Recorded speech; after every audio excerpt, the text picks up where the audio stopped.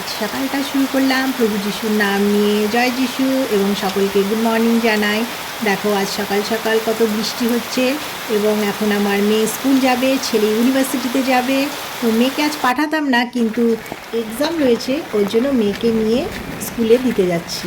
দেখো রাস্তায় কত জল জমে গেছে। এখন ভাবছি কোন রাস্তাটা দিয়ে যাব। এখানে দুটো রাস্তা রয়েছে, এইটা দিয়ে যাব না এটা দিয়ে যাব, দুটোতেই তো জল রয়েছে।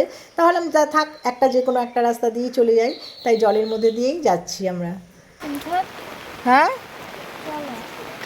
মা, এ বাবা কি জল কি জল।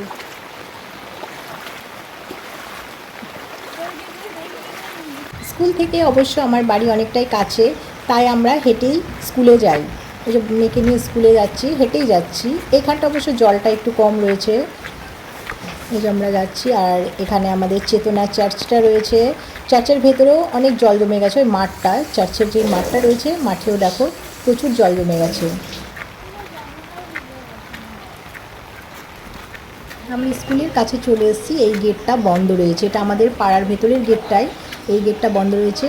আর সামনে যাচ্ছি, সামনে দেখি আরেকটা ছোট গেট আছে, ওটা খোলা থাকলে ওখান দিয়ে মেয়েকে স্কুলে ঢুকিয়ে দেবো। তারপরে আরেকটা গেট আছে, ওটা মেন গেট। অত দূরে যাব না, কারণ আমার বাড়ি এই পাড়াতে, আমার এই পাশটাই আমার সুবিধা হয়। এই যে পাড়ার ভেতরে ছোট গেটটা দিয়ে মেয়েকে ঢুকিয়ে দিলাম। পরপর আমাদের পাড়ায় দুটো গেট রয়েছে, এই গেটটা দিয়ে মেয়েকে স্কুলের ভেতরে ঢুকিয়ে দিলাম। এবার আমি একটু দাঁড়িয়ে দেখছি। এই যে আমাদের স্কুলের একজন স্টাফ, ওনার সঙ্গে একটু দাঁড়িয়ে কথা বলছি।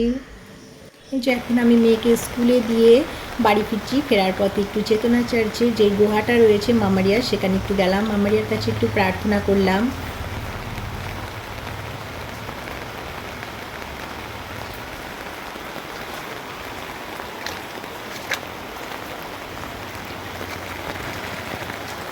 দেখো এখানেও একটা ডগি নিরাপদে শুয়ে রয়েছে, ওপরে টিন দেওয়া রয়েছে, ওর গায়ে জল যাচ্ছে না, শুয়ে আছে। আর এখানে দেখো সুন্দর সুন্দর সব গাছ লাগানো রয়েছে।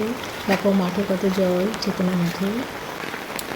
এই যে এবার আমি আমার বাড়ির কাছে চলে আসলাম। এই যে আমার বাড়ির দেয়ালে একটা জিজাসের ফটো রয়েছে, আর এইদিকে রয়েছে আমার গেট, আর এখানে আমার ছেলে আর মেয়ের নাম লেখা রয়েছে। আমার বাড়িতেই আমি চলে আসলাম।